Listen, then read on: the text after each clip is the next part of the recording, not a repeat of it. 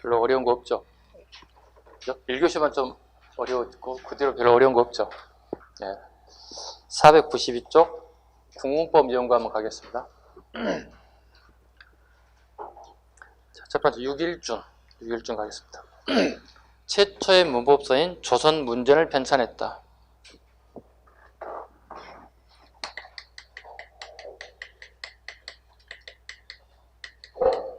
라틴어 아시죠?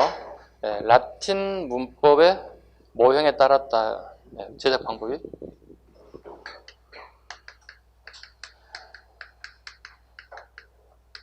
네, 라틴 문법에 따라 처음 만드는 게 조선 문전이었다. 1905년에. 1905년이면 6일준이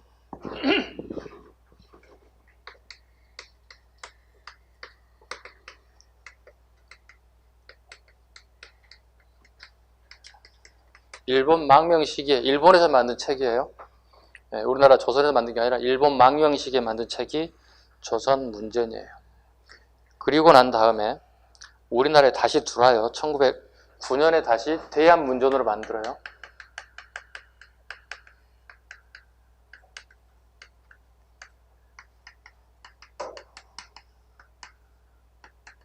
조선 문전에서 다시 대한 문전으로 이름이 1909년에 명칭이 바뀌어요. 개칭됐다 보시면 돼요.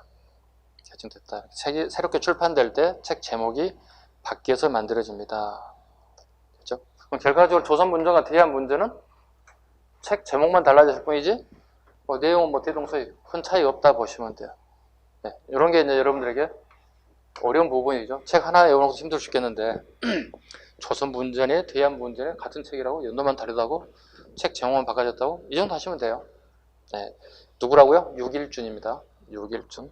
지석영 가죠. 지석영. 국문법 통일안을 최초로 제시한 신정국문이다. 네, 지석영은 꼭 알아둔다고 그랬죠. 지석영. 뭐 때문에 알아둬야 됩니까? 이 책이 두 권 나오죠. 우두신방이라는 책이 나오죠.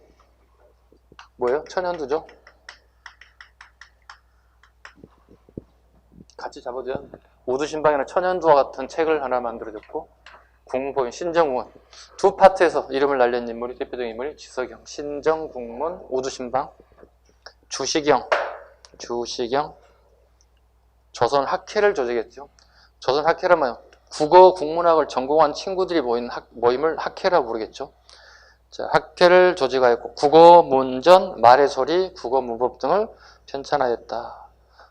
주시경은 물론 지석영도 포함되지만 우리말 큰 사전과 밀접한 관련이 있죠. 네.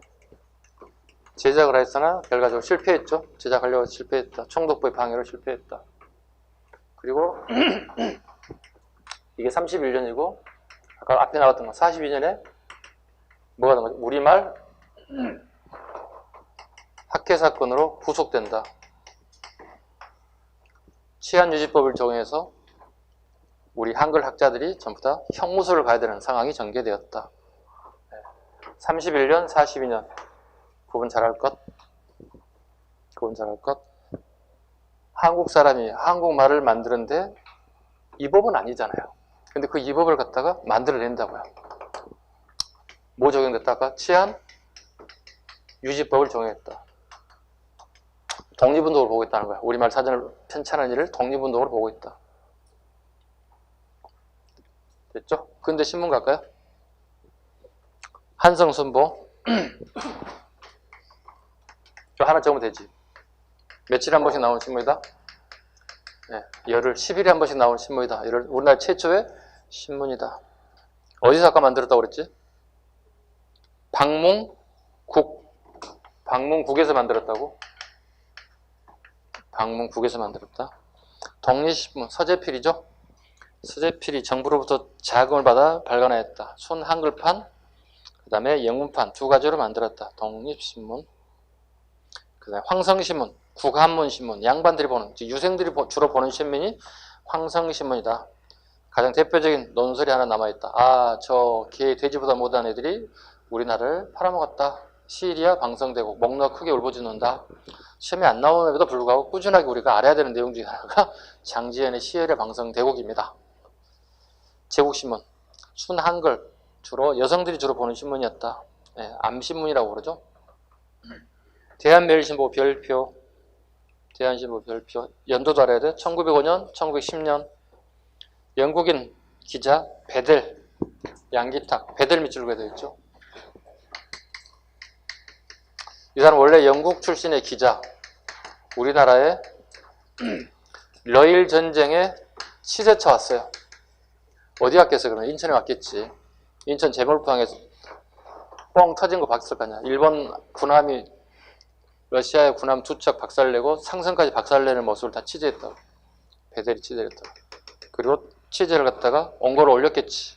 그리고 우리나라에 남아요. 돌아가지 않아요. 왜? 우리나라 사정이 너무 안타까웠겠죠. 네, 일본의 만행을 보고 어떤 용기가 있었는지 우리나라에서 신문을 발행하게 됐다. 이건 대한매일신보이다. 근데 일본 애들이 어찌할 수가 없었다. 이 사람은 뭐가 인정되기 때문에 취해병권, 일본의 법을 적용받지 않아요. 함부로 구속, 수갑 채울 수가 없어요. 그래서 대한매일신보 중요한 신문입니다. 왜? 시민의 기간제 역할을 같이 했기 때문에. 그래서 1905년에서 1910년대까지 가장 활약했던 대표적인 신문 양기탁과 그 다음에 입구에 아주 잔인한 말 하나 적어놨죠. 일본인 입장에서는 일본인과 개인은 출입금지. 동격이죠. 일본인과 개인은 동격이기 때문에 들어오지 말라. 여기에 요걸 살짝 붙이면 어떻게 되는 거죠? 여러분 붙이세요. 네, 개 땡땡, 네, 일본 땡땡 들어오지 마세요. 이렇게 되는 거죠. 이름에도 불구하고 일본 애들이 어찌할 수가 없었다는 거죠. 이유는 치해 법권 때문에 일본의 법을 적용시킬 수가 없습니다. 그 다음에 금수회의록 하나 볼까요? 금수회의록. 내용은 안 나옵니다. 연도만 나옵니다. 네. 1909년 그거 하나만 밑줄 긋습니다.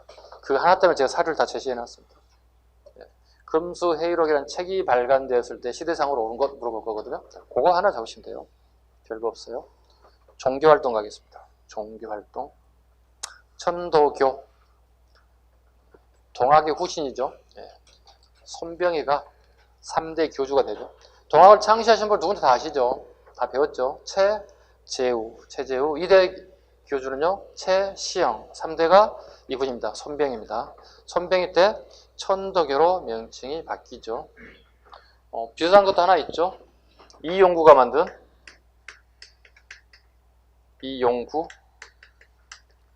시천교가 있고요. 같은 동학의 후신이 태워진 종교가 두 개 있어요. 손병희 선생님이 만든 게 여러분 아시는 이거예요. 지금 하고 있는 거예요. 요건 뭐가 되는 거예요? 동학은 동학인데 뭐가 되는 거예요? 이게 나올 수 없는 게 친일적인 성향을 띠고 있어요. 그래서 우리가 공부하는 건 천도교만 배우는 거예요. 아시죠? 요건 시험에 출제되지 않지만 그래도 알아야만 선택 지문이 말장난 할 때 잡아줄 수 있다는 거야. 아셨죠? 예를 들어 손병희의 시천교를 이용구가 천도교를 개창했다 이런 지문이 나오면 안 되는 거지. 기본적으로. 잡으셔야 되고요. 그 다음에 천도교는 제2의 3.1운동을 계획했다. 제2의 3.1운동을 계획했다. 대종교, 나철, 오기오 등이 당군 신앙을 받드는 대종교를 창시했다. 나철, 오기오, 네, 대종교. 가끔 천도교와 대종교가 여러분들이 헷갈려 하시는 게 꽤 많더라고. 이게 당군 할아버지 모시는. 구분하셔야 돼요. 이렇게 오시면 돼요. 대단하신 분들이죠. 네, 당군은 대단하신 분이죠. 대종교, 당군, 대단하시다. 이렇게. 나머지는 동학이니까 이거 손병이가 딱 되겠죠. 간단하게 풀어낼 수 있습니다. 당군 신앙을 받드는 대종교를 창시했다. 국권 피탈 이후에 교단을 간도지역으로 옮기고 무장투쟁에 전개되었다. 끊임없이 물어보죠. 처음 만든 게 중광절이죠. 당군을 기리는 날짜예요. 부처님 오신 날, 크리스마스 이렇게 날짜를 잡듯이 당군을 기리는 날 중광절이라고요. 이게 이제 간도로 이동한다고요. 간도로 이동해서 만드는 게 단체가 중광단이에요. 이거 이제 무장단체가 되는 거죠. 단이 되죠. 무장단체가 되는 거예요. 그리고 이제 만들어진 게 이게 기초로 해서 만든 게 북노군 정서군이 되는 거죠. 여러분이 아시는 이제 김자진 장군의 북노군 정서군 이렇게 흐름이 잡아야 되겠죠. 중강절, 중강단, 북노군 정서군 이렇게 흐름 순서 쭉 잡으시면 돼요. 자, 국권 피탈을 위해 무장 투쟁에 나서신 분들. 그 다음에요. 유교, 박은식, 유교 구신론. 끊임없이 나오죠. 박은식도.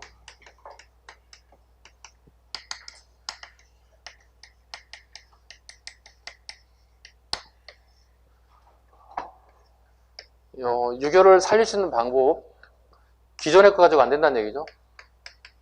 박은식은 양명학자이기도 해요. 그죠? 네, 한 마리 마지막 정인부하고 박은식 마지막 양명학자예요. 양명학을 여기 추가하자는 거야. 유교를 살릴 수 있는 방법은. 유교는 철두철미한 신분제 사회를 얘기하고 있죠. 내가 넣고 네가 맞은 거야. 신분제 사회를 얘기하고 있죠. 양명학의 핵심 뭐죠? 양지론이죠. 조물주는 사람을 만들 때 신분을 두고 만드는 게 아니라 그냥 사람을 만들었어요. 그냥 평등한 사람을 만들었을 뿐이라는 거지. 이거 반대되는 개념이 이제 도입되기 시작했다고. 그 다음에 이 사람도 알아두셔야 돼. 깡유에이 청말기 대학자입니다. 청말기 대학자. 깡유의 문명개화론입니다. 문명개화론이란 서양의 사상과 제도를 모두 다 수용해야 된다는 뜻이에요. 이걸 받아들여야 한다는 얘기예요. 그래야만 유교가 살 수 있다는 거예요. 그리고 하나 더 추가해서 많은 사람들에게 이 좋은 의미를 갖다가 알려야 된다. 이 취지를 알려야 된다는 거예요. 많은 사람들이 사실 모르고 있다는 거예요. 나만 알고 있어서는 안 된다는 얘기죠. 많은 사람들에게 알려줘야 할 필요가 있다. 뭐라고 얘기할까요? 많은 사람이 알리는 걸 뭐라고 그러지? 갑자기 생각이 안 난다, 단어가. 적당한 말. 포교란 말도 쓰고, 종교가 아니라서 포교란 말도 못 쓰겠고. 많은 사람이 알린다. 홍보? 네, 홍보라고 적을까요? 요즘 말로 적을게요. 홍보해야 할 필요가 있다. 이렇게 얘기했다는 거예요. 좋은 걸 자신 혼자만 알아가지고는 알 수 없다는 거지. 하나 더. 유교는 종교의 종교가 아니에요? 유교는 종교냐고 물어봤는데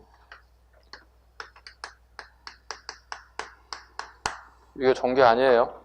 유교 종교 아닙니다.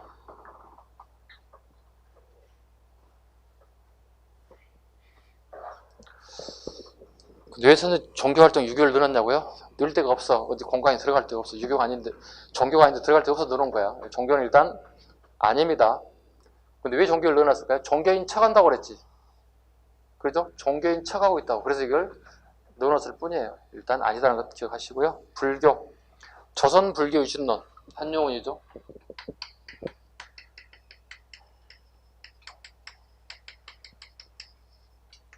불교도 지금 현재 이렇게 돼가고 있어요. 일본식화 되고 있다는 거지. 불교가.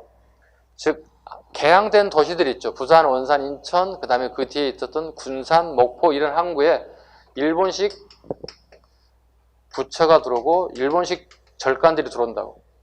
그럼 전부 다 일본식화 된다고요. 그래서 우리가 생각하는 그 고상하고 은은한 미소를 띄었던 그분들이 부처라고 생각하는데 약간 거머드티한 부처님들이 자불로 앉아 계신다고. 일단 벌써 냄새가 좀 이상하기 시작하지. 건물도 일본식 건물들이 들었었지. 약간 일본식화 되어 있다는 것들 못마땅히 하는 거죠. 그 다음에 이제 일본 애들 하는 게 뭐죠? 불교 사찰령을 내리는 거죠. 불교 사찰령. 불교를 하나로 묶어버려. 왜? 총독부에서 통제하기 편하게끔. 하나로 묶었어. 가장 대표적인 지금도 남아있어요. 교구, 말사 이런 단어들이 들어가요. 조계종 총본산의 교구는 어디고 말사는 어디고 이렇게 나온다고요. 응? 이런 것들 하나로 묶는 거예요. 지금 중앙에서 컨트롤하기 좋게끔 만드는 사찰령들이 만들어졌고 그 다음에 주지 스님을 임명하는 것들. 원래 우리나라는 임명하지 않았어요. 원래 우리는 선거를 통해서 주지 스님을 뽑았어요. 그래서 여러 스님들이 나왔을 거 아니야. 내가 이 절에 주지 스님이 되겠다. 그럼 우리 보통 우리 선거철 되면 어떡해요? 하다못해 우리 초등학교 반장 선거를 하다 치더라도 어떻게 내가 반장이 된다면 매일 식사 후에 우유를 제공하겠습니다. 이렇게 얘기했다든가. 매일 사과를 제공하겠습니다.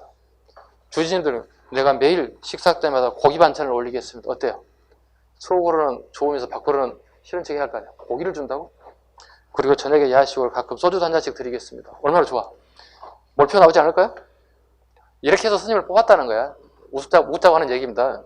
종교를 비웃자는 얘기가 아니라 이렇게 뽑았어요, 원래가. 그런데 민명식으로 가게 됐을 경우는 이것은 총독부의 산하기구로서 전혀 힘을 쓸 수 없는, 종교라고 할 수 없는 그런 단체로 변모됐다는 뜻이에요. 이걸 살릴 수 있는 방법을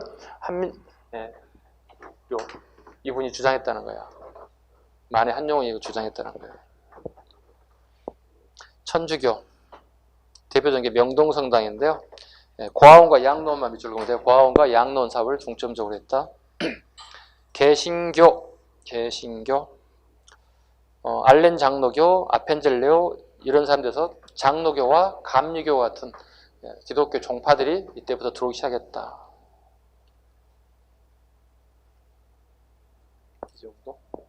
이 정도 하겠습니다. 천주교에 하나 빠졌다. 천주교 좌측 여백에다가 우측 여백에다가 의민단 조직 하나 적을까요? 천주교 옆에 무장단체입니다.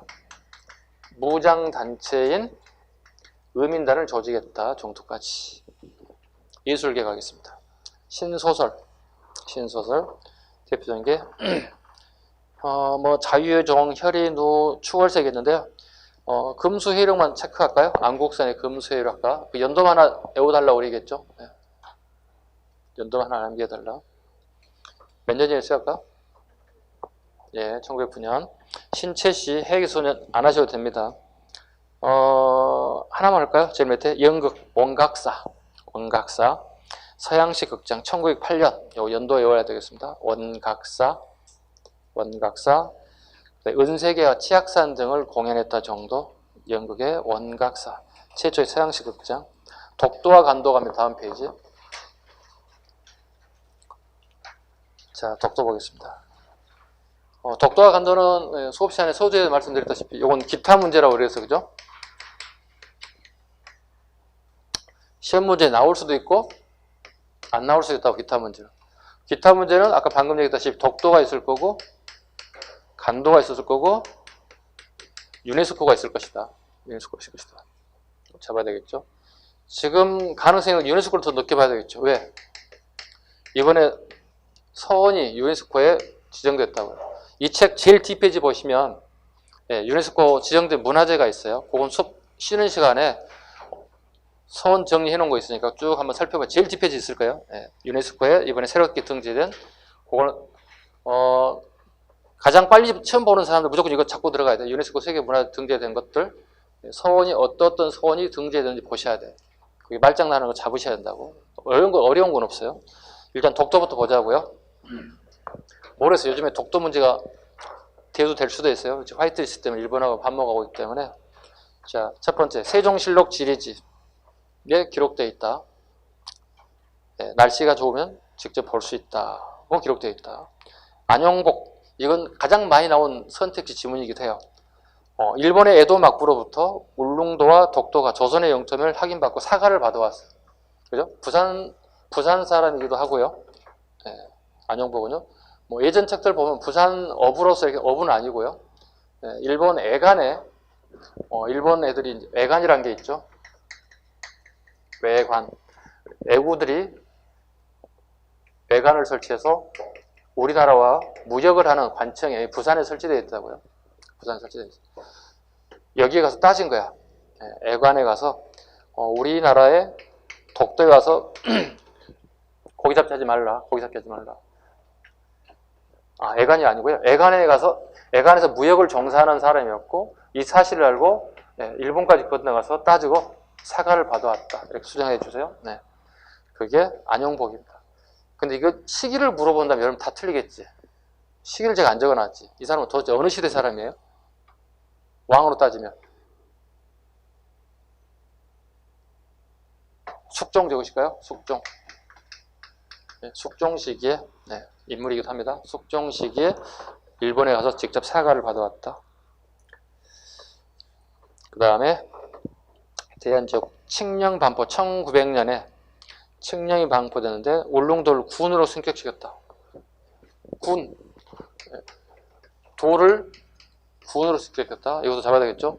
섬도자에서 이제 우리가 주군연할 때 군으로, 우리나라의 군으로 승격시켰다. 격상한 거죠. 좀 더 격상시켰다 보시면 돼요. 군으로 승격시켰다. 그리고 간보에 개제까지 하였다.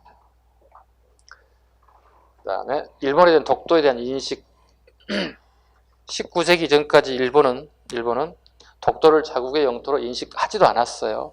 이런 책에도 안 나와 있어요. 근데 어느 날 갑자기 러일 전쟁 중에 어떻게 해요? 독도를 지네 땅이라고 뺏어갔죠. 그죠? 1905년 러일 전쟁 중에 시네마현으로 편입시켰다. 그리고 지네들 뭐라 불러요? 죽도라고 부르죠? 죽도라고.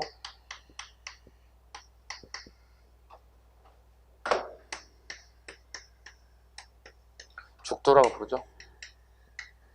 다케시마. 우리는 독도라고 부르고 얘네들은 우리 한자로 죽도, 지네 표현 방법으로 다케시마 이렇게 부르죠. 아직 화이트리스트 해결되지 않는다면 가장 빠른 시험들은 아마 나올 가능성이 있다 보시면 돼요. 대신에 간도는 거의 나오지 않을 가능성이 크다. 왜? 나라와 나라 간에 지금 이제 중국과 우리 관계가 그렇게 좋지도 않고 나쁘지도 않고 굳이 트러블 일으킬 필요는 없겠죠. 서로 간에. 자, 보겠습니다. 19세기 후반 이후에 한국인 중 일부가 국경을 넘어 농토를 개간했다. 청이 간도 지역에 한국인 기한을 요구했다. 국경회담 합의 실패했다. 자, 이게 뭐예요? 19세기 후반이라는 얘기는 고종 때 얘기를 하고 있는 거예요. 고종 때 우리나라 사람들이 간도에 굉장히 많이 이주했다고요. 농사 짓고 있다고요. 근데 고종 임금 시기에 청나라 애들이 간도를 갖다가 재개발하겠다는 거예요. 그러니 우리나라에 살고 있는 이 많은 사람들 밖으로 나가게끔 요구하는 거예요. 우리가 왕에게. 이때 고종이 이걸 못하겠다는 거지. 이게 당신 땅이 아니고 우리 땅이라는 얘기지. 못하겠다는 거지. 왜? 증명해야 할 필요가 있을 거 아니야. 이거 얘기해 주는 거예요. 예전 또 숙종이네요. 숙종 임금 때 비서를 하나 세웠다는 거지. 서희 압록, 동이, 토문이라는 비석을 세웠다는 거예요. 서쪽으로는 뭐죠? 압록강을 경계로 하고, 그 다음에 동쪽으로는 토문을 중심으로 한다고 그러지. 토문에 대한 해석이 달라졌죠? 청나라에서는 뭐로 보고 있는 거야? 두만강으로 보고 있고, 우리는 뭐로 보고 있는 거죠? 송하강으로 보고 있다고. 송하강까지가 우리 땅이기 때문에 니네들이 우리에게 나가라 말할 필요 없다는 거지. 봐봐요. 여기가 요하고요. 여기가 부여란 나라가 있고요. 이렇게 흐르는 물줄기가 여기가 송하강이라고. 우리는 이렇게 해석하고 있다는 거야. 여기 토문에 대해서. 동쪽으로는 토문이다. 그런데 일본, 중국 애들은 두만강이라고 얘기하고 있다는 거야. 두만강이 맞으면 용토가 이렇게 되는 거, 좁아지는 거고. 우리는 이렇게 된다면 이렇게 다 우리 땅이 돼야 한다는 얘기지. 이 부분은 앞으로 이제 통일된다면, 우리나라가 남과 북이 통일된다면 중국과 이런저런 얘기가 나올 수도 있겠죠. 이걸 입막음을 하기 위해서 중국 애들이 미서 작업하는 걸 뭐라 불러요? 그렇지. 이걸 동북공정이라 불러요. 자, 봐봐. 중국 애들이 봤을 때 이쪽은 항상 뭐예요? 동쪽이야, 우리나라는. 그리고 북쪽이야. 잘라. 우리나라 이치는 중국에서 볼 때 항상 동쪽이고 북쪽에 있다고 얘기해. 이 부분 사건이. 공정이야. 국가에서 직접 예산을 투여해서 한국, 진해 중국 역사를 다시 재정립하는 거야. 이걸 동북공정이라 불러요. 즉, 다르게 표현하면 한민족이 아닌 북방민족들이 있죠. 거란, 여진, 선비족, 흉노족 다 포함하고, 그 다음에 우리 한민족들이 살았던 저 지역, 고구려 땅, 고조선 땅, 발해 땅, 전부 다 진해 역사 다 편집하는 거야. 다 중국의 역사라는 거지. 그게 동북공정이에요. 우리나라로부터 역사를 갖다가 선점하겠다는 거, 이론적으로. 엄청난 예산을, 한 1000억 정도 예산을 투여. 각 대학에 전공하는 교수는 다 그러다가 어떻게 해요? 너 이거 연구, 이거 다 연구 프로젝트를 주는 거야. 돈 주고 프로젝트를. 우리나라는요. 그때 국회에서 예산이 5천만 원인가? 지연장 비행기 타고 호텔 잡고 몇 번 밥 먹고 나면 다 끝날 거 아니야. 그 돈이 뭐 어디서 쓸 게 있어. 그죠? 책도 사야 되지, 연구도 해야 되지. 혼자 다 못 하잖아요. 밑에 조교들 다 붙여야 할 거 아니야. 뭐 석사애들, 박사애들 다 붙여서 다 끌고 다니면서 연구시켜야 할 거 아니야. 혼자 다 못 하잖아요. 안 되니까 뭐 하는 줄 아세요? 교수님들이 각 파트 전문별로 타서 자기 자비들이 100만 원씩 각출하세요. 이렇게 해가지고 비행기도 타고 가서 호텔도 잡고 답사도 하고 연구 논문도 써야 되고 이렇게 해서 겨우겨우 연맹하고 있어요. 근데 대놓고 중국과의 관계가 있기 때문에 우리에게 돈 좀 주세요. 이렇게 못 한다는 거지. 역사학회에서. 그죠? 왜? 정치적인 부분이 좀 걸려있기 때문에. 근데 중국에 대한 거 눈치 안 보잖아요. 강대국이기 때문에. 해! 돈 얼마 필요해? 예산 딱 5천억? 100억? 탁탁 주잖아요. 얼마나 줘요? 이게 이제 앞으로 통일됐을 때 준비를 해야 되는 부분인데 아쉬운 부분이기도 해요. 지금 현재 학회에서는. 네. 가도 볼 수가 없어. 중국에 전부 다 틀어 막아가지고 가서 볼 수 없게끔 만들었다는 얘기죠. 가장 아쉬운 부분이기도 합니다. 오직 있으면 우리나라 아리랑이 유네스코에 중국 문화재로 등록될 뻔했어요. 조선족들이 부르는 노래니까 중국 문화재래요. 그게 문화유산이래요. 그 등록하려면 사실 우리가 캐치한 부랴부랴 어떻게 서류 구비해가지고 다시 집어넣어서 아리랑이 우리 거 됐잖아요. 유네스코에 등록됐잖아요. 잘못해서 우리는 아리랑 부르면 노랫값 내야 할지 몰랐어요. 그런 나라예요. 우리나라 대단한 나라예요. 그죠? 여러분들이 나중에 공무원이 되고 학교 간다면 역사 공부를 했기 때문에 네, 먼저 이런 부분도 발생한다면 여러분들이 먼저 나서셔야 돼요. 그렇게 하시면 안 됩니다. 이렇게. 그렇잖아요. 그죠? 최소한도 여러분들이 역사 부분 잘 모르면 선생님한테 전화번호 다 알잖아. 내 전화번호 다 공개해놨잖아. 선생님 이런 일이 우리 시청에서 이런 일이 있는데요. 이거 어떻게 할까요? 내 손을 벗어난 얘기인데 그럼 어떻게 학회에 알리면 되는 거잖아요. 네, 학회에 알려서 이번 일인데 한번 알아주시는 게 어떻겠습니까? 여러분들이 또 그 일선에 나설 수도 있는 그 역할을 해야 돼요. 네. 그래서 역사교육이 필요하지 않을까요? 간도 가볼까요? 자, 보겠습니다. 대한제국은 이 법률을 간도관리사로 파견했다. 이거 이미 기출됐고요. 우리 모의고사에 끊임없이 나오죠. 연도를 물어봐요. 가로 열고 몇 년이라면 되죠? 1903년이 관리사예요. 시차론에 간도 시차론으로 파견된 적이 있어요. 이게 1902년이에요. 요거과 요거 구분하시면 돼요. 네, 요거과 요거 구분하시면 돼요. 1902년에는 간도 시차론으로 파견되고 이 법률이 3년에는 간도 관리사가 됐어요.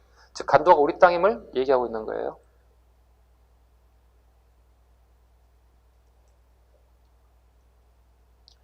그다음에 간도 협약 1909년에 간도 협약을 맺었다. 이 간도 협약 때문에 누가 분노하죠? 이또 히로부미를 저격하죠? 안중근이. 그죠? 자, 간도 협약의 원인은 어디까지 가야 됩니까? 오늘 배웠던 내용 중에 1905년 을사 늑약까지 가야 되겠죠? 네. 우리에게 뭐가 박탈된 거죠? 예교권이 박탈된 거죠. 그죠? 근데 봐요. 일본 애들이 어떤 짓을 하는 거 봐봐요. 예교권만 박탈된 거야. 예교에 대한 권한만 박탈된 거잖아. 그죠? 근데 일본 애들이 청나라에게 어떤 걸 줬는지 봐봐요. 봐봐요. 이 땅을 청나라에게 할양해 준 거야. 청나라에게 할양해 줬다. 넘겨줬다. 그리고 일본 애들이 가져간 게 뭐예요?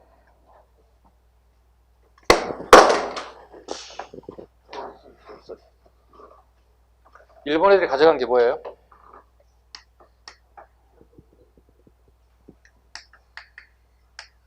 안봉선 철도 부설권.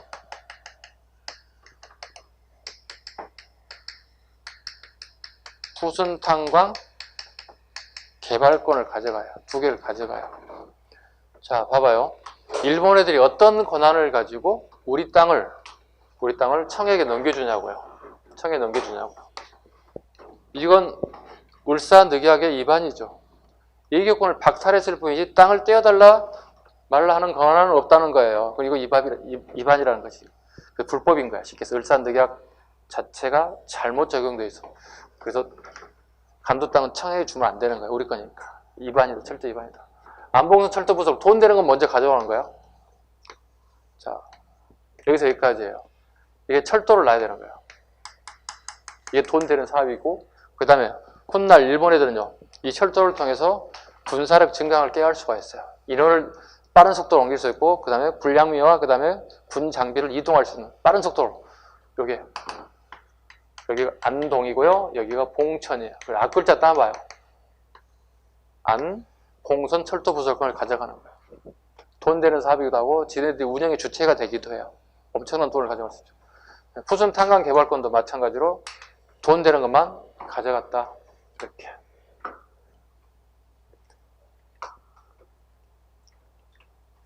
그 다음에 간도백제. 백두산 정계비는 아까 했던 내용이 이거예요. 요거 어디 있지?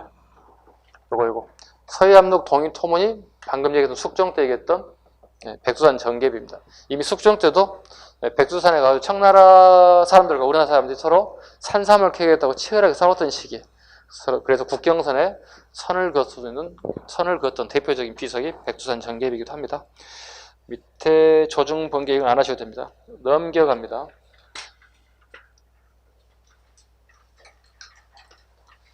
자, 민족의 독립운동으로 이제 넘어갑니다.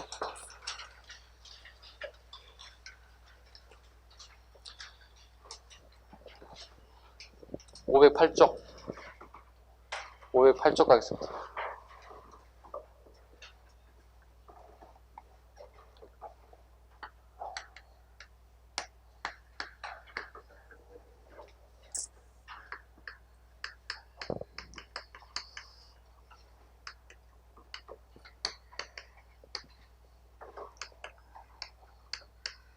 크게 구분할 수 있겠죠?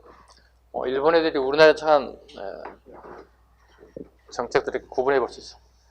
요 사이에다가 여러분들 이제 살만 붙이면 되는 거예요.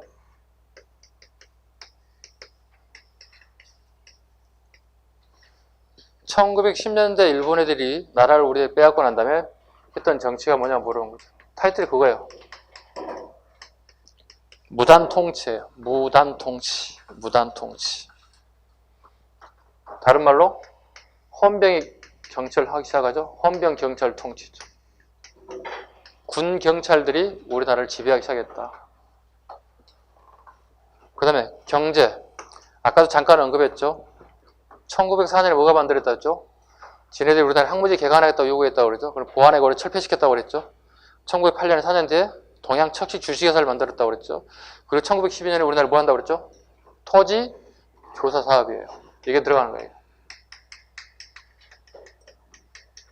이게 1912년에 만들.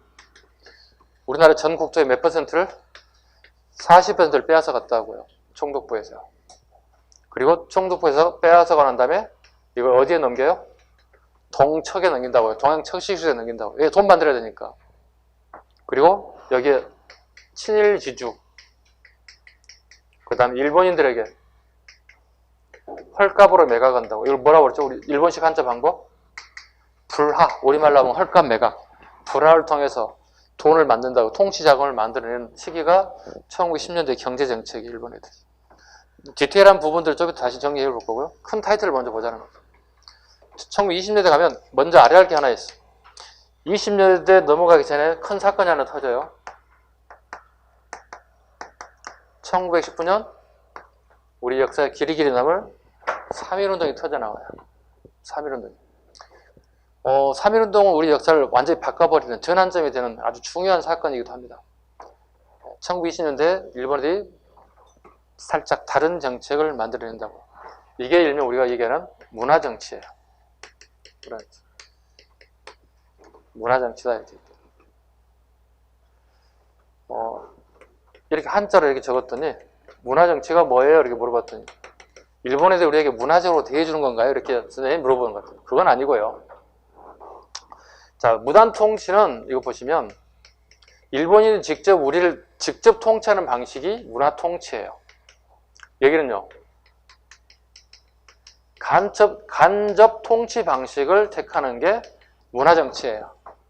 어떤 방식이냐? 친일 분자들을 양성하는 방식이에요. 우리 조선인들, 이하는 같은 사람들, 이런 사람들을 친일 분자를 통해서 간접 통치하는 방식. 왜? 3.1운동 때 봐봐요. 1910년대 꽉 억눌렸던 애들이 폭발한 거잖아. 가끔 제가 이렇게 비유를 합니다. 자, 여러분들 볼펜 들고 계시잖아요. 스프링 가지고 있는 볼펜 눌러보시면 이렇게 쭉 누러지잖아요. 살짝 눌러서 세게 누르면 누를수록 반발력이 커지죠. 그죠? 그게 3.1운동이야, 이게. 너무 꽉 누르니까 우리 전 국민이 빡 반발력이 커져 나오는 게 3.1운동이라고. 안 되겠네 해서 살짝 바꾸는 게 이제 문화 통치 방식으로, 문화 정치 방식으로. 경제적, 또 돈 만들어야 되잖아요. 네. 산미 증식 계획 방법이요. 일본에 급속하게 산업화가 이루어져요. 산업화가 이루어지고 난 다음에 현상은요, 농촌의 인구는 감소해요. 왜? 젊은이들이 도시로 많이 빠져나가게 된다고요. 그러다 보면 어떻게? 생산량이 줄어들었어요. 그 부족한 부분을 우리 한반도에서 쌀을 증산시켜서 가져가겠다는 거예요.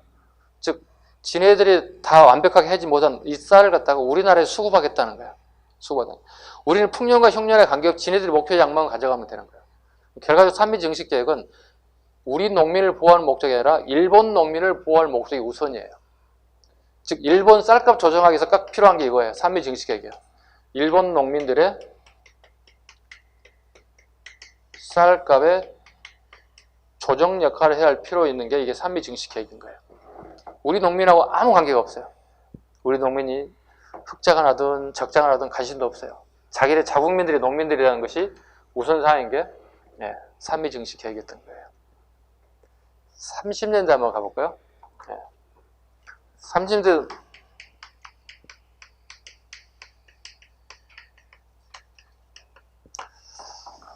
우리 민족 자체를 이제 씨를 말리는 거죠. 씨를 말리는 적정이 나타납니다. 씨를 말리 조선인 자체를 없애버리는 민족 말살 통치식이요. 경제정책도 한번 봐야 되겠죠. 이런 게 또 하나 있습니다.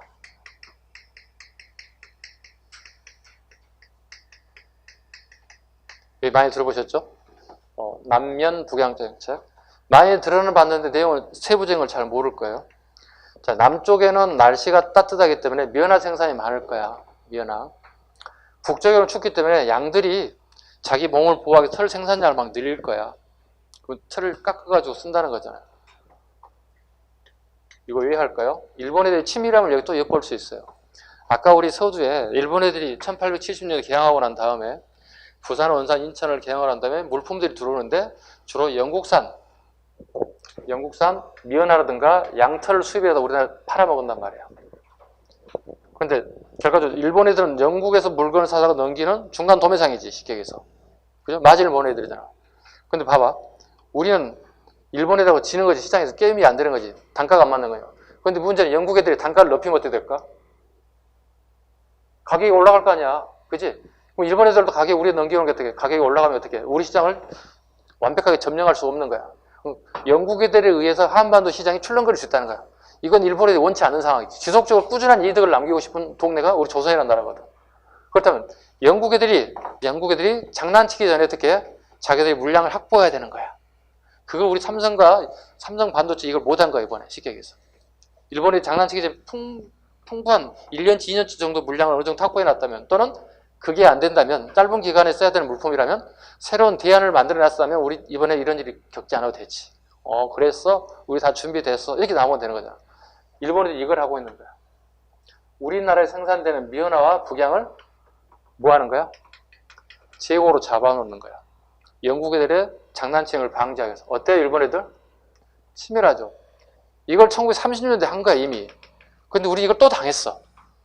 우리가 당했다고, 지금. 이번에 삼성 반도체 때문에 당했다고. 우리는 아무런 대안도 만들어 놓지 않은 상태에서 수출 규제를 딱 묶어버리는 거잖아요. 국가의 비상이 걸리고, 좀 전 국민이 지금 어떻게 해요? 나서서 노 아베부터 시작해서 일본 여행도 안 가고, 일본 물품도 사지 않고, 난리가 났잖아요. 자, 봐요.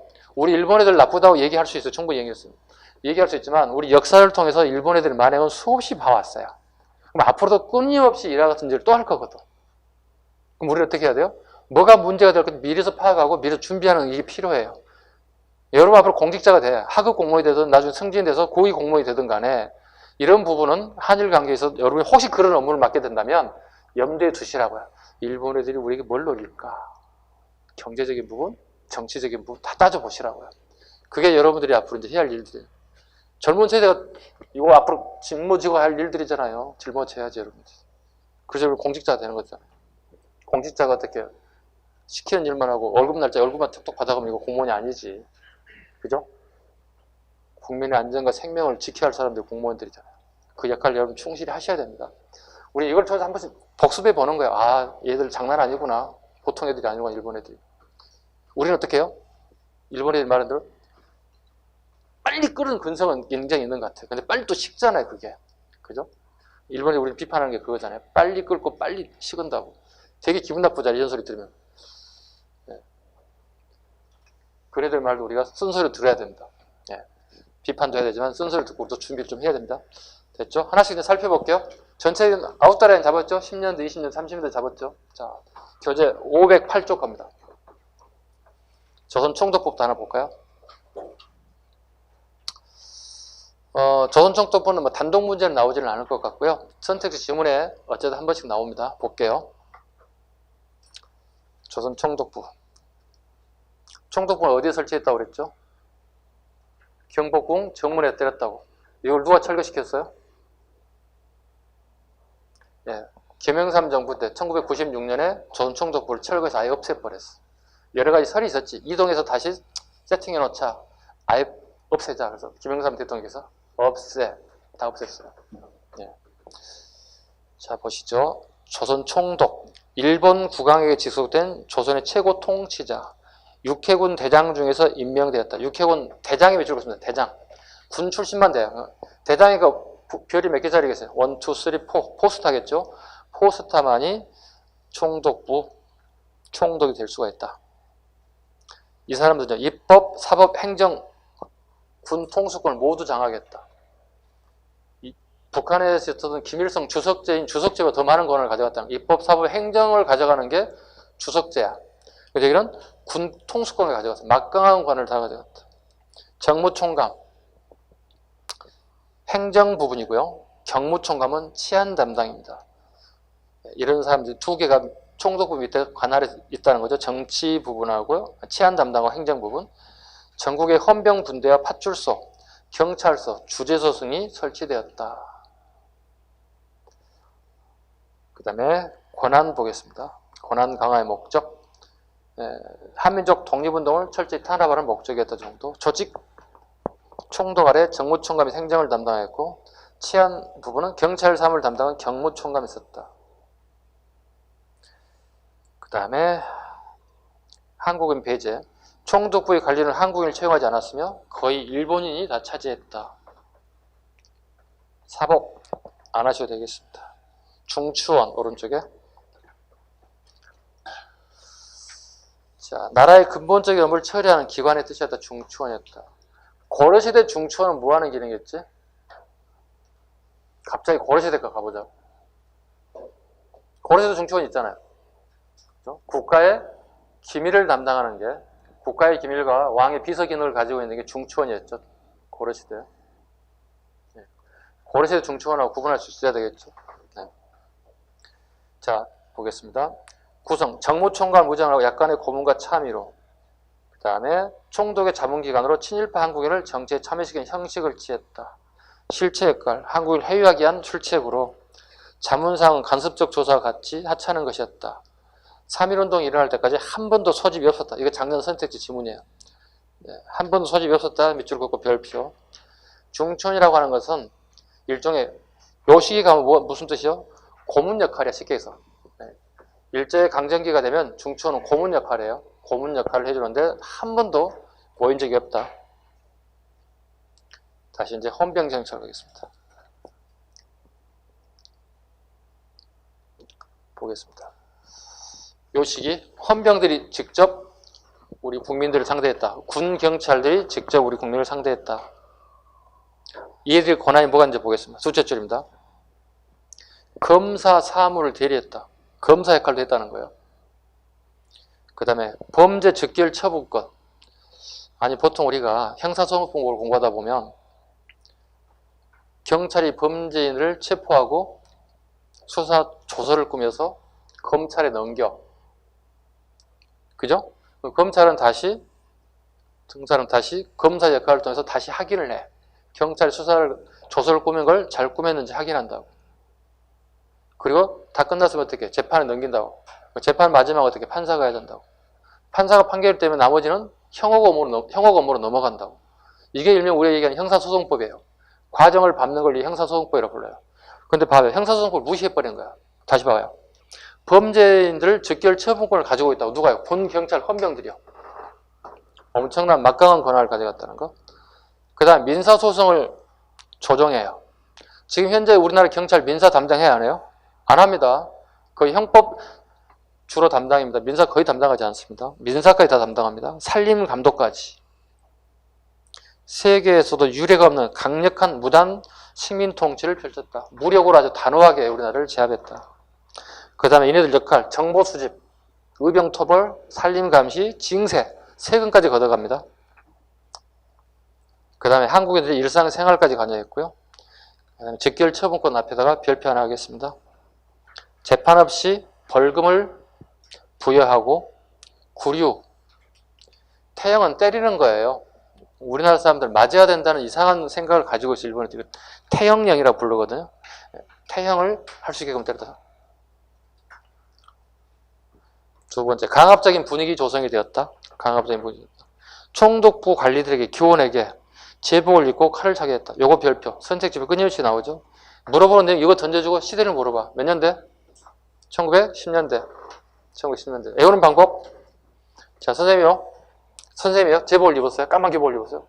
칼을 빼들었어요? 이 친구가 이제 목에다 딱 들이댔어요. 이 친구가 무서워 이렇게 하고 있지만 집에 가면서 뭐라고요? 아이씨, 예, 1910년대입니다. 아, 요건 차마 못하겠어요?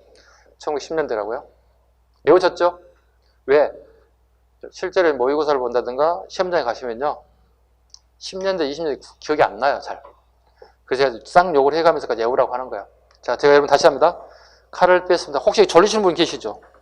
선생님 칼을 가지고 가겠습니다. 죄송합니다. 네, 열심히 하겠습니다. 말은 해놓고 뒤에 가면서 어떻게 성질나지? 아이씨, 욕을 하시라고 저한테. 1910년대라고요. 이렇게까지 했는데 다음 모의고사 때, 주말 모의고사 때 출제해서 틀리기만 해봐. 내가 알 수는 없지만 스스로 여러분 자문자답해봐. 예, 아이씨, 이거 선생님 요구하면서 가르쳐줬는데 연대 외우라고? 이거 틀리면 안 돼. 아셨죠? 그 다음에요. 쭉 내려가 볼게요. 언론 출판 집회 결사의 자유가 억압되었다. 이건 민주주의가 없어졌다는 뜻이에요. 민주주의 가장 기본이 언론 출판 집회 결사의 자유가 보장돼야 되는데 이게 안 됐다는 거지. 그 결과 항상신문, 대한매일신문 등이 다 폐간되었다. 범죄 직결내 제정이 되다. 볼까요? 경찰서장 및 지병 헌병대장이 징역 3개월 이하 벌금 100만 원에 해당되는 처벌을 재판 없이 직결로 처벌할 수 있다. 완전히 형사소송법이 사라져버렸어. 그죠? 예, 보호받을 수 없는 게 본인에 대한 신분이 전혀 보장되지 않습니다. 태형령 12년 미줄었습니다. 1912년. 연도를 몰라도 최소한 1910년대 정도는 잡으셔야 됩니다. 우리 민족에게 태형을 가하고 재판 없이 구리에 처할 수 있었다. 태형령. 다음 페이지.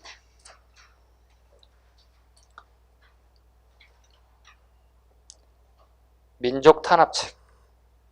중추원을 단순한 총독부의 자문기관으로 설정했다. 자문기관에만 살짝 체크만 하겠습니다. 그 다음에 디귿번. 한국인을 해유하긴 실체적으로 간섭적인 조사 등 한국의 미래와 관련 없는 조사를 시켰으면 3.1운동까지 한 차례 회의도 없었다. 아까 했던 지문이고요. 마지막 거. 백오인 사건으로 민족단체인 신간회가 탄압되고 해체됐다. 몇 년에 해체됐다고요? 1911년에. 무슨 사건으로요? 안명근의 데라우지 총독 암살 조작 유수사건 또는 안학사건으로요. 해체됐다고요. 그 다음에 경제 파트 토지조사 사업. 요거 갑니다. 40분 어떻게 뺏어가는 과정이 나와 있습니다. 첫 번째, 목적. 목적은 이렇게 되어 있어요. 근대적 토유 소유제를 확인할 목적이라고 해요. 그러나 실제로는 어떻게 해요? 토지를 약탈해서 자기들이 우리나라의 통치 자금을 만들기 위한 식민정책에 필요한 자금을 만들 목적이었다 보시면 돼요. 그 결과 토지조사령이 만들어져요. 토지조사령은 밑줄 그으시고요. 토지조사령. 총독이 명령했다는 거예요. 소유권 조사, 가격 조사, 지형, 지도의 조사 등 기한부 신고제, 까다로운 규정 절차. 신고하세요. 3일 안에 신고하세요. 일부 민족주의 성향을 가진 지주들이 내가 왜 신고해야 되냐, 그따위 것을. 우리 할아버지, 우리 아버지, 나 때까지 3대까지 연이어서 세습된 토지인데 굳이 내가 왜 남에게 우리 땅임을 신고해야 할 필요가 있겠느냐. 이런 민족적인 정서를 살짝 알고 있어요. 우리가 자존심이 있어서 이걸 안 할 거라는 걸 알고 있어요. 그 결과 미신고된 태제를 다 강탈해 가는 거예요. 자, 민족 감정, 토지에 대한 법적 개념이 불투명한 것을 전부 다 알고 강탈해 가는 모습입니다.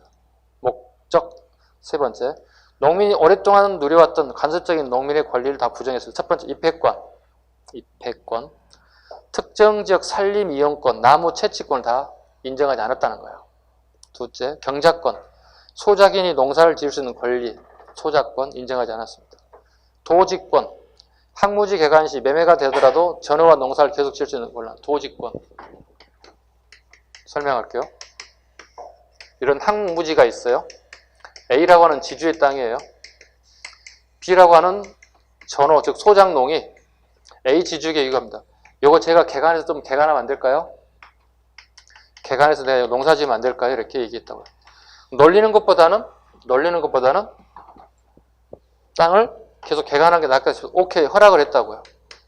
B라고 하는 소작농이 이 항무지를 개간해서 열심히 농사 짓고 있다고요. 근데 A라고 하는 지주가 C라는 사람에게 돈이 필요해서 매매를 했어요. 매매를 했을 경우에 B는 어떻게 되는 거예요? C에게 이익이 되는 거잖아요.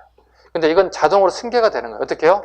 주인만 바뀌었을 뿐이지 B 전호가 농사를 계속 지을 수 있게끔 만든 제도. 이게 도지권이에요. 이 사항을 알고 있던 일본애들 어떻게 하는 거야? 이걸 인정하지 않겠다는 거지. 왜요?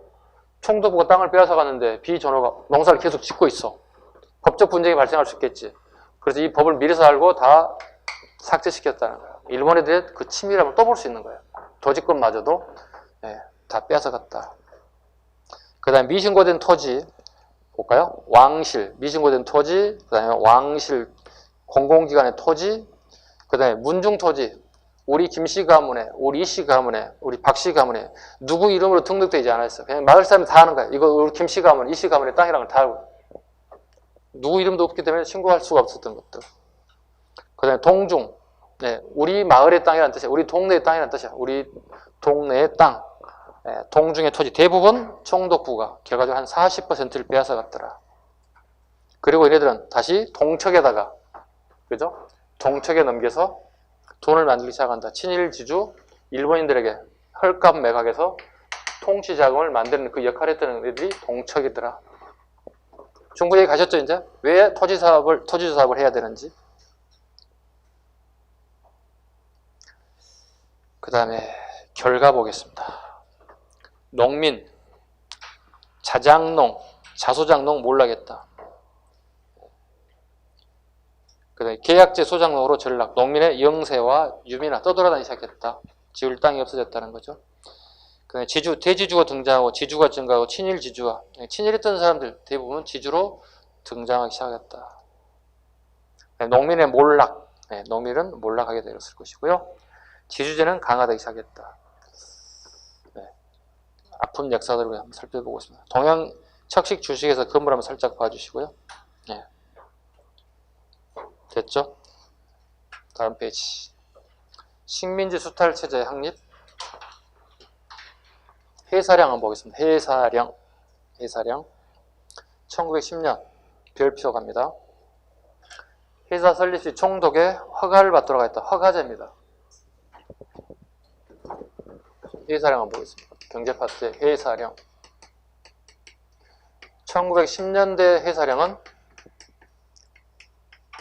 허가제입니다. 그 이유는 한국인들이 회사를 설립하기 어렵게 만들게 한 게 허가제. 근데 1920년대에 가면 해사량은 철폐. 대신에 신고제로 바뀐다. 이건 일본인들이 기업 설립하는데 유리하게 만든 제도가 해사량 철폐, 즉 신고제로 바꿨다는 거. 이건 우리 조선인들이 기업을 설립하기 어렵게 만드는 게 해사량의 허가제입니다. 허가는 굉장히 까다롭게 할 수 있잖아요. 앞으로 여러분들이 공무원이 된다면 인허가권을 가진 부서에 일할 수 있어요. 그죠? 인허가권을 가진 부서에 있어요. 굉장히 까다로운 절차가 들어갔을 거거든. 그럼 여러분들은 그 규정 절차에 맞게끔 하면 되는 거야. 괜히 여러분들이 월권 행위를 하면 안 되는 거지. 그죠? 월권 행위하면 돼. 똑똑한 그 민원이 와가지고 어떻게 행정법 공부하신 분야 따지면 어떻게 여러분 당한다고? 저기요 담당관님 이건 기속행위예요. 허가 안 내주면 안 돼요. 법적 소송 붙을 수 있어요. 어떻게 기속행위요? 그게 무슨 말이야? 이러면 안 된다는 얘기지. 민원이 똑똑해주면은 그치? 똑똑하잖아요. 왜 행정부 행정부 공부 다 하잖아요. 이거 기속행위인데요. 허가 안 해주면 안 되는데요. 법적 소송 붙으면 당신 책임져야 되는데요. 손해배상 받을 수 있겠어요? 이렇게 얘기한다고. 무서워 요즘에. 공부 많이 해야 돼. 합격하는 게 급선무 아니야. 합격도 합격이지만 업무에 대해서는 철두철미하게 본인이 공부하고 학습하고 현장에 투입돼야 된다고. 선배들부터 많이 배우긴 하겠지만. 근데 최소한도 어떻게 법령적인 기준을 여기서 배워야지. 행정법을 공부하신 분들은 정확하게 알고 하셔야지. 왜? 여러분이 하는 행정 자체가 행정행위잖아요. 행정에 가서 하는 게. 앉아있는 것 자체가 벌써 행정행위잖아요. 사무실 가서 앉아있는 것 자체가. 그죠? 그 행정행위는 어떤 법적 근거를 가져야 돼? 행정법의 법적 근거를 가져야 된다고. 그래서 여러분 행정법을 선택하게 되는 거예요. 그래서 여러분 승진하기 위해서는 나중에 뭘 봐야 돼? 행정법과 행정학은 필수 과목이 돼. 승진 과목이에요. 봐. 3년 지나면 8급 자동 된다고. 8급에 끝날 거야. 60 될 때까지. 이제 막 20살 먹은 애들이 막 오늘 그때까지 나는 8급이면 돼? 아니잖아. 7급까지 올라가는데 15년, 20년 걸린다고. 천천히 기다리다며. 그러지 말고 빨리 승진 때가 되면 어떻게 승진 공부해서 어떻게 빨리 올라가야지. 남들 빨리 올라가야지. 공무원의 메리트가 그거잖아. 빨리 승진하는 거잖아. 그죠? 아니고 어떻게 7부터 출발하든가. 그것도 안 되면 5급부터 출발하든가. 그죠? 이건 선택의 문제예요, 여러분들이. 그죠? 그래서 행정법, 행정을 잘 하셔야 돼요. 그 학교 가고 나면 행정법 책 버리지 마. 그냥 계속 가지고 있어. 영어, 국어 뭐 이런 거 다 버려서 국사 버리면 안 되겠다. 역사학식을 가져야 되는데 공무원인데. 네. 행정법, 행정을 버리지 마시고 3년 뒤에 자동으로 승진돼도 생각하시고 계속 봐. 행정법, 행정. 그 이후에 내가 승진 타임이 오면 바로 시험 봐서 합격하겠다. 왜? 경쟁자가 장난 아니겠지. 합격한 사람 다 어느 정도 기본으로 되는 사람들 아니겠어. 그치? 거기 똑같은 체제에서 경쟁을 또 해야 된다는 거잖아요. 그럼 행정법, 행정을 또 그 시기에 또 꾸준하게 잡고 있어야 하는 얘기지. 버리지 마시고. 남들 빨리 가 15년 기다리지 말고 한 7년 만에 그냥. 네, 7년 만에. 20살 합격하면 30살이면 7급 달아버려. 어때? 좋잖아. 어떤 애 7급만 10년 넘게 해. 똑같아. 9급으로 가서 7년 돈 벌어가면서 하는 것과. 네. 그래서 여러분은 그런 모델들을 여러분들이 창출해내고 그걸 향해서 가야 됩니다. 가만히 있으면 안 돼요. 마찬가지입니다. 여기 일반뿐만 아니라 경찰도 마찬가지예요. 가만히 있어서 빨리 승진대를 지켜주는 건 없어요. 아무도 없어요. 본인이 다 노력이 필요합니다. 그래서 우리 애들이 보니 고졸 신화가 등장하잖아요. 고졸로 출발해서 장관의 자리에 올라갔단 말이에요. 뉴스에 나와버리잖아요. 나중에 봤을 때 다 야간대학 다 졸업했어. 이게 마찬가지예요. 대학교 다니다 오신 분, 휴학기 내신 분, 뭐 4학년 1학기 마치고 오신 분, 뭐 대학 갈래다 포기하고 고등학교 졸업하고 그냥 바로 여기 와서 난 여기 하겠다고 오신 분들. 대학은 나중에 문제에 상관없어요. 나중에 충분히 다 갈 수 있으니까 돈 벌어서. 본인 손 벌리지 않고 다 야간대 가서 충분히 다 졸업장 만들 수 있으니까. 일단 먼저 합격하셔야 돼요. 급선무예요. 잔소리 길어졌다. 다시 수. 어업령 1910년, 산림령 임해조사령, 강업령 1915년, 전매제 별표 갈까요? 전매제. 국가만이 사고 팔 수 있는 이걸 다 전매제라고 그러죠. 중요 부분에 대해서 인삼, 담배, 소금 위주가 되어 있죠. 인삼, 담배, 소금. 한국인의 기업활동이 억압되고 민족산업이 억제됐다. 조선총독부의 수입 증가했다. 총독부만이 인삼과 담배, 소금을 사고 팔 수 있다. 민간인은 할 수 없다. 인삼, 담배. 이게 아마 제 기억에 1980년대 초까지도 담배는 국가에서만이 사고 팔 수 있게 만들었어요. 지금은 뭐 수입 담배, 국산 담배 다 누구나 수입하고 다 판매할 수 있죠. 인허가가 받게 되면. 이게 이제 일제 잔재 남아있던 것 중에 하나가 담배였어요. 인삼도 마찬가지였습니다. 지금은 KTNC에서 이걸 어느 정도 많이 하죠. 기타 회사들도 있습니다. 네. 전매질 수 있어요. 고려시대 지금 한번 한 거 기억나세요? 누구예요? 고려시대 전매제 하신 분? 네. 살짝 적어드릴게요. 기억 잊어먹으신 분들 때문에. 고려시대 충선왕 때도 전매제가 실시됐습니다. 네. 참고로 복습 차원에서 하는 거니까. 네. 전매제가 두 번 나오겠죠. 1910년대하고 충선왕 시기 고려 원간섭기 충사랑식이 한 2번 나오네요. 그 다음에 기간시설 정비, 철도, 도로, 항만 등 정비시설, 즉 호남선 1914년, 경원선 등이 철도 등이 정비되었다. 됐죠? 조금 쉬었다가 20년대 민족 분열 정치부터 가겠습니다. 조금 쉬겠습니다.